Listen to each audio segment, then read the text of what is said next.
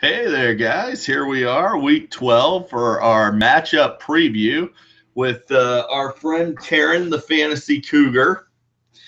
And we're going to go ahead and just dive right into this. It's a special Thanksgiving edition. Happy Thanksgiving, everybody. Hope you have a wonderful time with your families. We're going to start off with Crabtree versus Gurley's Gone Wild, which is, of course, Reese versus Joe. Big game, huge playoff implications. My bold prediction for this one is Demaryius Thomas leads all wideouts in fantasy points in this matchup. Through that, I'm going to project the winner to be Gurley's Gone Wild. We're following the same format as last week, by the way. I'm going to just touch on a couple quick things with each matchup, and then I'm going to highlight one at the end. So, Pack Attack versus John Top, Tony Bottom. So that is, of course, Tony Sr. versus Jason, who has a great team name. So another big game for playoff seeding here. We're getting down to it, folks. It's coming right down to the wire here. It's the battle of the big M's, Melvin versus Mark. And I'm, of course, speaking of Melvin Gordon versus Mark Ingram. My bold prediction is that Melvin Gordon wins the battle of the M's this week. And that leads to the upset of the week. Jason pulls off the W.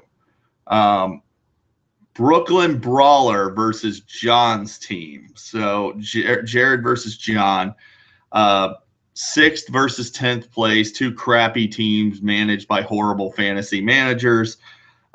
Quick question. When is Yahoo going to stop projecting Kareem Hunt as if he's the second coming of LaDainian Tomlinson? The guy hasn't done anything since week 3.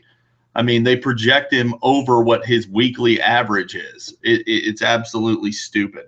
Bold prediction in this one, Jordan Howard is going to be held to under 5 fantasy points. Very tough matchup against Philly. I don't like it. Jordan Howard, not a playable option this week.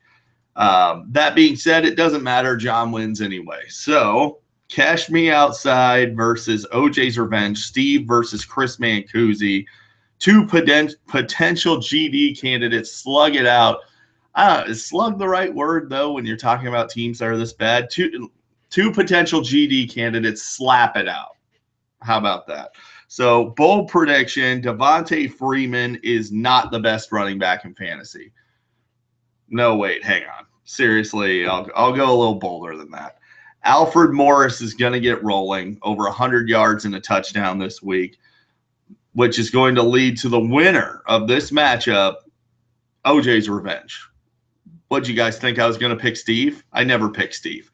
So Mancusi takes home the W. So on to our highlighted matchup of the week, the one you've all been waiting for. I know you all love seeing me just kick the snot out of Tony in fantasy.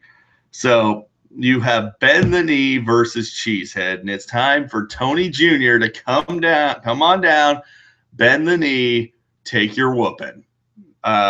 This is a mismatch of epic proportions, just an absolute, complete mismatch, both in terms of quality of the players and ability to manage a team.